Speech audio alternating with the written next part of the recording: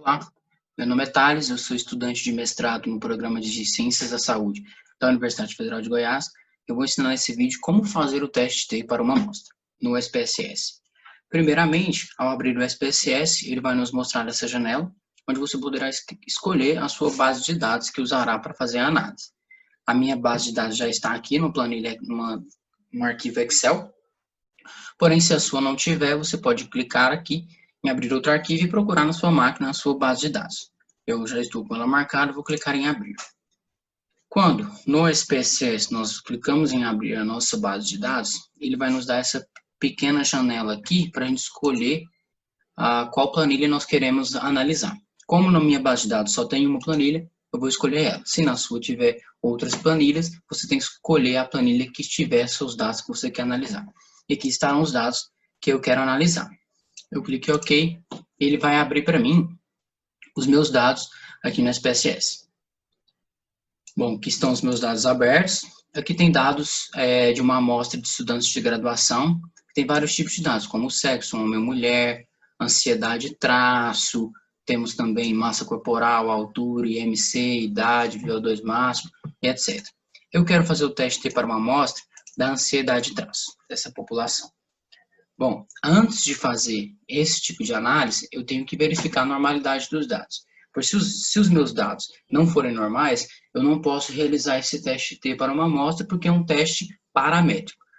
Quando os dados não são normais, nós temos que utilizar um teste não paramétrico. Como que eu vejo essa questão da normalidade no SPSS? Eu vou aqui em Analisar, Estatística Descritiva e Explorar. Então, aqui, eu vou procurar a minha variável de análise, que é a ansiedade traço, e vou colocar ela em lista de variáveis dependentes. Se eu clicar em OK direto, o SPSS não vai rodar o teste. Eu tenho que vir aqui em Gráficos e marcar essa opção aqui, Gráficos de normalidade com testes. Continuar, e agora sim eu clico em OK. Essa é a saída da estatística descritiva com testes de normalidade do SPSS. Então, aqui nós temos alguns dados descritivos, como a média, a variância, o desvio, o erro padrão, intervalo interquartil e etc. E aqui está o teste de normalidade. O SPSS automaticamente já nos dá dois testes de normalidade, o Kolmogorov-Smirnov e o Shapiro-Wilk. Quando utilizar um ou outro? Bom, geralmente nós utilizamos com N até 50 o Shapiro-Wilk e com N maior que 50 o Kolmogorov-Smirnov. Bom, como o meu N é 51 e é maior, ou seja, maior que 50, nós utilizaremos os dados, os resultados do Kolmogorov-Smirnov, tá? E qual é a premissa desse teste de normalidade? Bom, a hipótese nula desse teste é que os dados são normais. Portanto, se o P for maior que 0,05, nós aceitamos a hipótese nula e consideramos os dados normais. Se o P for menor que 0,05, nós rejeitamos a hipótese nula e consideramos os dados não normais, ou seja, não paramétricos. Se der rejeição da hipótese nula, nós não podemos continuar com o nosso teste paramétrico, temos que arrumar outro teste não paramétrico para realizar, ok? Indo aqui no nosso resultado, nós vamos olhar aqui no Kolmogorov-Smirnov, o valor de P do SPSS é esse valor sig aqui, e nós vemos que deu 0,2, portanto, maior que 0,05, então nós aceitamos a hipótese nula e consideramos os dados normais. Vejam aqui que se nós tivéssemos que utilizar o Shapiro-Wilk, nós íamos ver que o P deu menor que 0,05, ou seja, 0,045. Então, os dados não seriam normais, nós teríamos que utilizar um teste não paramétrico. Já que nós estamos utilizando aqui a melhor forma é o Kolmogorov-Smirnov, e ele deu dados normais, nós iremos prosseguir com a nossa análise. Bom, como fazer o teste para uma amostra? Nós vemos aqui em Analisar, Comparar médias, uma amostra de teste T. Aqui eu vou achar a minha variável, que é a ansiedade traço, e vou pôr aqui em variáveis de teste. Qual que é a premissa do teste T? O teste T para uma amostra, ele vai analisar a nossa amostra e compará-la com algum valor de referência, dados normativos. Portanto, eu pesquisei na literatura e vi que os dados normativos, valores de referência para ansiedade em populações jovens com idade na graduação, estudantes de graduação, é 40.